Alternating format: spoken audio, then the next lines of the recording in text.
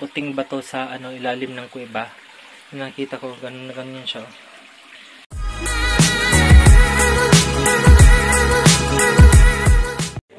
Hi guys, good morning. So ngayon pupunta po kami sa Mainit Falls. So nandito ako sa bahay ng kapatid ko. So nagre-ready na kami. Makita ko sa inyo yung service namin pa. Yan. Mga almost 2 hours po yung biyahe siguro. Yung sasakyan namin. Gasolinahan lang at saka yung bayad na 700.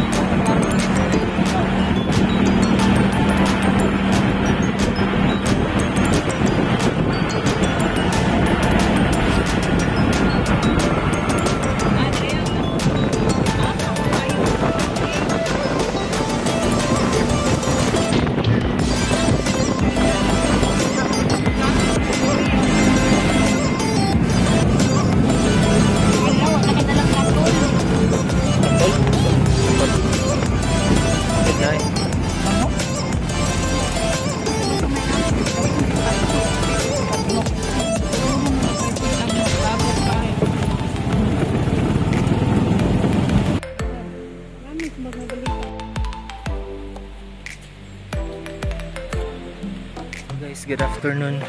Yung Mainit Falls na pinuntahan namin kasi kanina, close kasi nung last month daw mayroon daw landslide, maraming namatay doon sa mga katabi nun, kaya pagdating namin doon di namin alam na close pala, so nag-change location kami. Meron din dito, papakita ko sa inyo mamaya. As of the moment, mag-iihaw muna kami ng pusit na binili namin kanina. Gawan dito. Daghan na kayo? O na ano? Wala pa na ko ano? Pwede na na eh. Yung pikas. Wala kayo.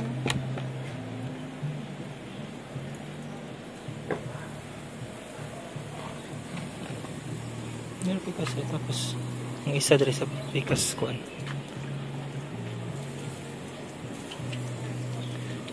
Magkuha day kog kuan day jo. Kalimot na po kog kutsara. Pagbali ba? Ito yung mga cottage dito. Tapos pag bata 60 pesos, pag adult 80. At least kahit paano nakakuan. Oh, natuloy pa rin. Tapos ito, mainit siya. Hindi mo kayang hawakan. Tapos ikaw na yung mag-a-adjust. Tatanggalin mo yung bato, ang init. Pag tinanggal mo yung bato, yan, didiretso. Walang ano dito. So yan, magiging normal lang. Pag nilagay mo yung bato dito, ikaw yung mag-a-adjust para pumasok yung mainit. Itong mainit na to, galing to siya sa bundok. Tapos ito lang yung daluyan niya dito. Yan. Diretso siya dito. So itong tubig mag-a-adjust, magiging mainit siya. Ayan o. Hala lang, uy. As yung napalibot nito is mga bundok. Yan. Ito yung mga cottage dito. Kasi yung pinuntahan namin kanina sarado. Yan, naghanap kami ng alternative para hindi ma-tornada yung mga plano namin. Nakapunta na kami dito last 2018 ata yun. Matagal na. Yan. Yan yung ano namin. Ito yung ihawan dito. Pwede ka mag-ihaw. Tapos yun yung sinakyan namin. Ayan o.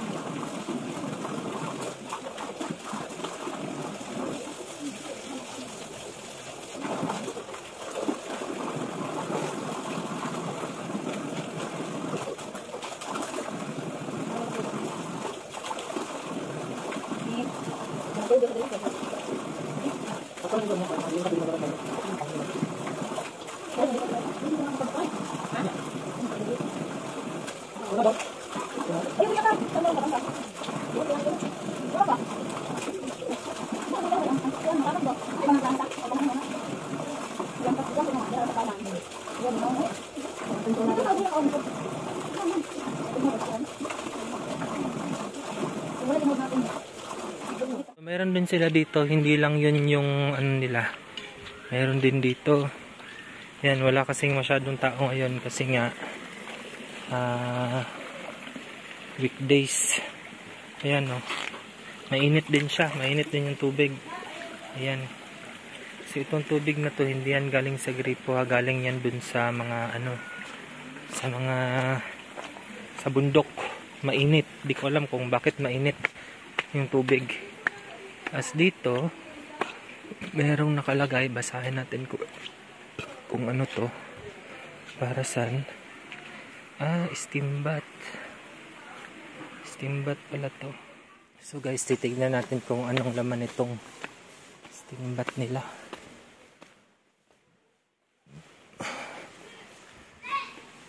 So nandito siya sa ilalim.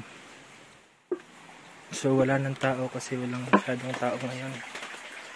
Yun, mainit talaga siya. Yun yung tubig niya o dumadaloy. Galing taas, parang may kuweba ata dito na ano. Ayan o. Ano siya? Sa nature talaga. Yan, mainit yung tubig niya. Ayun sa taas, parang galing sa ilalim yung tubig. Tapos dumadaloy papunta doon. Yung ginawa nila ng ano. Yun o, parang steam bath talaga. Alam mo yung mga puting bato sa ano ilalim ng kuweba. Nakita ko ganyan siya. Buhay na buhay, kaso nga lang ginawa nila ng semento. Yan, para dumalo yung tubig isang ano lang doon. Ayan o, nakikita nyo. Yan, sa ilalim talaga. So hindi na pwedeng pumasok yun sa ilalim. Hanggang dito lang. May tao kasi kanina kaya hindi ko napakita sa inyo. Mainit. Mainit na dito, mainit pa. So, hindi naman tayo magtatagal. So, ito talaga galing siya ng nature. Ayan. Kasi yung pinuntahan namin kanina dun sa may mainit na falls na wala ng tubig kasi nung lumindol daw, nagkaroon ng landslide. Tapos, nung pagkaroon ng landslide, wala na daw yung tubig, na wala yung tubig na dumadaloy dun. Kaya, pagdating namin dun, wala na, sarado na. So, check natin yung isa. Meron pang isa silang steam bath eh. Dun sa kabila. Marami silang mga cottage. Meron din dun sa kabila. Meron din dun sa dulo. Kaso ngayon nga walang tao. So parang solo lang namin yung area. Mangilan-ngilan lang. Tapos ito yung steam bath nila. So galing din to sa mainit na tubig. Kita ko sa inyo. Naman ko lang kung may tao.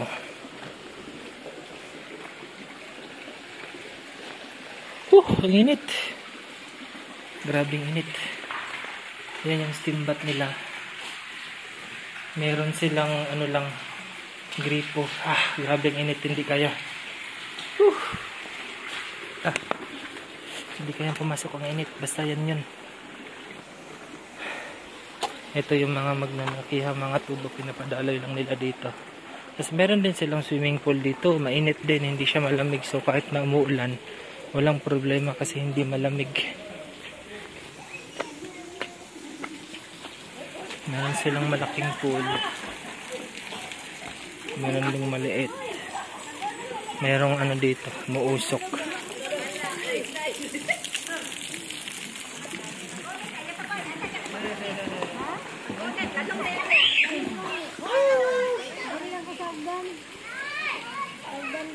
Ayan. So, mga ano din to, ayan, umuusok. Hindi ko lang alam kung nakita niyo yung umuusok na yan. Dito banda. Ayan, umuusok kasi sobrang init. Meron din dito sa kabila. Ayan o. Umuusok. Ginawa nila ng semento ata to. Yan, kung nakikita nyo yung usok. Ang init niyan. So yung tubig galing sa ilalim. Pero pagdating dito, Yan o, usok ko. Nakikita nyo, mainit na mainit talaga. Hindi ko lang alam kung nakikita dito. Pero ito siya. Ito, nilagyan nila ng mga tubo. Kasi nga, nilagyan nila doon sa kabila, dito, doon sa kabila. Parang dinivide nila lahat. Tapos, para siyang kumukulo. Kung nakikita nyo doon, sa dulo, yan o. May balahibo ng mga manok. Parang dito sila nag-aanag. Tawag nito. Nagkakatay ng manok. Yan o, umuusok. Umuusok yung tubig. Ay, medyo malaki yung ano. Nakapunta na kami dito last 2018 ata. Matagal na. So, yan yung ulit. Kasi dapat doon kami sa kabila eh. Yan, marami ding mga cottage dyan. Tapos yan, sa ano siya, gitna siya ng mga bundok-bundok. Ayan o. Sa mga bundok-bundok. So dumating kami dito mga alas 12. Tapos ano na, 2:30 nata ngayon. Ayan, kita niya. So maya maya, maganda siya dito. Parang nakaka-relax kasi mainit yung tubig.